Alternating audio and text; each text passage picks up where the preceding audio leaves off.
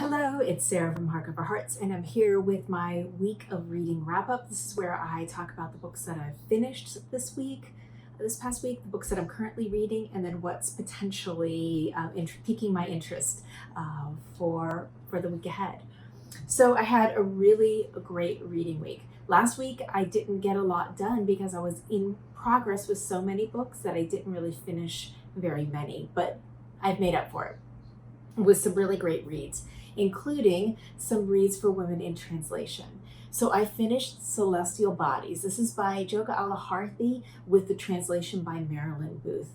I very much recommend this story of, it's really a village, and there's a lot of family ties in this village, and there's a lot of multiple points of view. So each chapter has a different narration, a different narrator, and it's a really beautiful tale about loss and about community and about modernization and about all of the things that are happening in this village, and the ties that are binding and the ties that are loosening.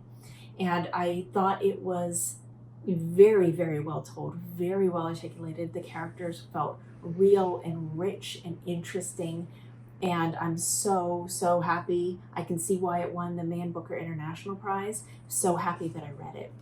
So this was Celestial Bodies. And then next up for Women in Translation Month, I've had this book for a while. This is The Perfect Nanny, and it's, I think in the UK it was called Lullaby. I actually had a chance to meet her and go to a private event, and she signed my book. And she said, "To Sarah, a lullaby to keep you awake," Leila Slimani. So this was Leila Slimani's book, but it was translated by Sam Taylor. Interestingly, her English was fantastic. So I think that maybe it was just the discomfort in wanting the translation to be really, really strong that she used a translator. But she didn't use a translator when we met and when she had the event. I liked this very much. This is it's being called a thriller, and this brings up so many challenges and so many points of view for women in the modern age. It's really, there's two women at the center of this story. There's the woman who has children and then realizes she is not fulfilled as a mother, and she is dying inside for the lack of being able to live the life that she wants, the intellectual life. She's a lawyer. She wants to be in the world and practice her profession. And then you have on the other side of that spectrum, of that relationship, is a woman who is older and has had a very difficult life, and who is poor, and who may not be altogether glued, and who is coming in as their nanny for their two children. And the need that this woman has to belong and to be a part of something, specifically this family and this family unit, at the same time that it feels like the mother is stepping out of the family unit to experience something wider in the world. This is very difficult to read as a feminist, because these are dealing with solutions that it's presenting problems that we don't yet have solutions for, that we don't have good solutions for. So there's guilt on the side of the mother for bringing in a nanny, and maybe not vetting the nanny, maybe some definitely some classist issues, not paying attention to this woman and her life and who she is. And then there's also challenges on the behalf of the nanny, who is projecting so much onto this family, and the things that she's lacking in her life, she's trying to compensate through this family, including trying to facilitate the creation of a third child so that she can stay close to the family, and becoming almost obsessed with the idea that they will have another child. Very difficult subject matter. I can see why people don't like it. I can see why this was polarizing. When she talked about this, and she is a rabid feminist, she was absolutely strongly, vehemently for women's rights to be able to do what they need to do in their lives. And I really liked her talk. And she said that the things that she's chosen to write about are the things that scare her the most. So she's not coming up with a moral point of view of what should happen. She's just articulating a story based off of a real life story of a nanny who killed the children. And that's not a spoiler. That's actually in the first pages. So this was an engaging, interesting, very, very good read, from my opinion. Next up, so I went to my local favorite East Bay Booksellers and was just chatting and looking at what they had. And they had this beautiful, beautiful display of women in translation and works in translation. And I heard great things about this. I wasn't in love with Flights. I had read Flights and put it down, but I heard that this is different, and it was really, really a good read, a murder mystery. This is Drive Your Plow Over the Bones of the Dead, and this is by Olga Tokarczuk. I hope I said that right. Laura helped me last time. And the translation is by Antonia Lloyd-Jones. And as you may be able to tell, I really enjoyed, there's a lot of stickies and points that I found very, very interesting in this book. This was not what I was expecting, but main character is an old, irascible woman who lives in a remote area of Poland near the Czech border. And she is older and set in her ways. She has her absolute animal rights activist point of view. She is the caretaker for this little suburb village, a few homes that are kind of remotely outside the town, and it's winter.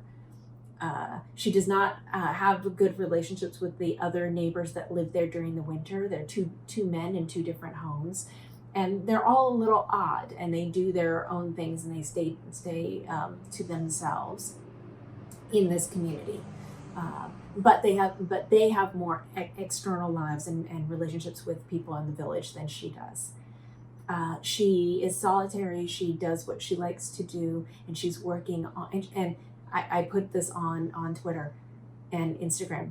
One of my most favorite trips that gives me so much joy is someone who has a pet project, who has a hobby or something that they care passionately about that has nothing to do with money. There's no financial means possible for them to ever recoup any of the value of the time and effort that they're putting in, but it's a burning need in them to do this. And so she is working on a passion project and helping one of her former students also work on a passion project.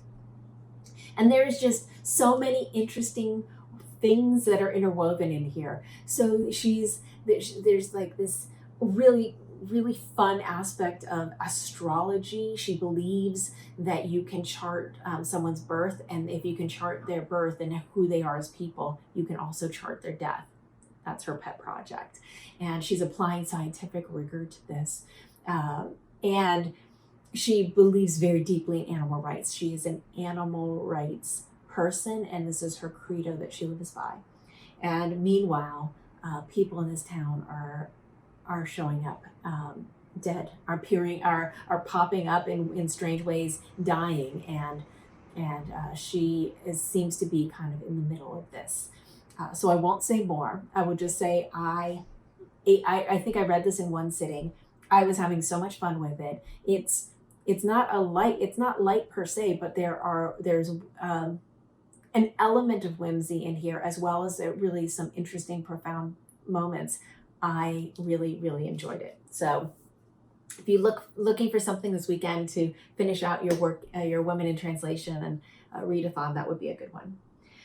And then So sad to see the end of my buddy read. I read this with some of our favorite non-booktuber commenters. They don't have their own booktube accounts, but they comment and are frequent viewers of a lot of ours. So that's Joe Smith, Antoinette, and then Sina also joined us on this. And so we had just a lovely group of incredibly smart women reading this together. And this is A God in Ruins by Kate Atkinson, and just could not stop talking about this. I'm so very, very glad that I read this in spurts so that I had time to think about it and look forward to it. I would have devoured this by myself had I read it just alone, and I would have missed so much richness. This is a story. It's a companion piece, not really a sequel, but maybe a companion piece to a life after life. And so this takes on a different character of the Todd family, whereas Life After Life was Ursula. This is her brother. This is Teddy. And Teddy really was the golden child of this family. He had the potential. Everything he was the light, the shining light. And he had to join up in the war. And so this is his story. This is his story of these years in war. And you jump in typical Kate Atkinson fashion, you jump in timelines, you jump in characters and their points of view. And you follow Teddy, you follow his wife, you follow their child, their daughter, Viola, and then her two children. And there's so much richness here. The character exploration is so deep. The very last sections of this book just about broke me. It was so emotional and so well crafted and so thoughtful and felt so real. There was a deathbed scene that reminded me of when I was sitting at my father's side when he passed away. So vivid and so similar that I will never forget that scene and how it was rendered. This book was absolutely phenomenal, 5-star read, without a doubt. So I feel very, very pleased with all of that. That was all wonderful. And then what I'm currently reading. So continuing on with my other buddy read, this is kind of a read along with multiple people, a big crew. This is the Goldfinch by Donna Tartt, and I'll be putting up my next section shortly. This was our 4th week reading it, and we went up through chapter 10, section 6. So I'll be posting that. For next week, we're reading up to chapter 11. So we'll get that if you still time to join in, and then catch up and leave comments on our previous check-ins. This is something I'm doing with just one reader. So you can also look at his videos. He's been doing check-in videos each week as well. Then I'm also reading, continuing in my real life book club, continuing with A Lucky Man by Jamel Brinkley. I was reading this on Scribd, and I moved to getting a copy myself because so far there's a lot of things that I want to capture and things I want to think about, and it's really hard to do when you're using a Scribd as a tool. So enjoying this. So far I've only read 2 of the stories. I'm trying to read them a little slowly so I can think them through. And then I saw a stunning copies of this hardcover and thought, it was just the prompt I needed. I have been thinking about getting into this series. This is a series that I've heard amazing, great things about for a long time. But Leo at A Little Book Life, when he did his favorite science fiction and fantasy books, this was one that he and I started talking about. And so I started it, and I'm loving it. It's The Assassin's Apprentice. This is by Robin Hobb. And I'm listening to it in audio, and it's perfect. It's just perfect. There's something about listening to the audio of this type of fantasy book that makes you feel like you're at a dinner hearing someone tell you a tale, you know, kind of, or by the campfire. You know, there's just that warmness to it, and I'm absolutely loving it. It's been an enjoyable thing, and I'm looking forward to. I know there's many books ahead of me, but so far I'm loving it. And then for what I could definitely am going to be reading, I have one buddy read coming up, and this is Ali Smith's How to Be Both. So I'm going to be reading this with a couple of people. I'm very excited to do that. This book is told, there's two timelines that are working in conjunction with each other, and one starts in the 1460s in the Renaissance, and the other is the 1960s. So we're going to start with the Renaissance artists of the 1460s. So really looking forward to jumping into this. And then I haven't read a single book for Africa in August. I'd love to jump on something there, so I might do that. But so far, I'm really happy with what I've been reading. So what are you reading? What have you been reading? Have you read any of these? Let me know in the comments, and I hope you have a great weekend and a week ahead. Thank you so much. Talk to you later. Bye.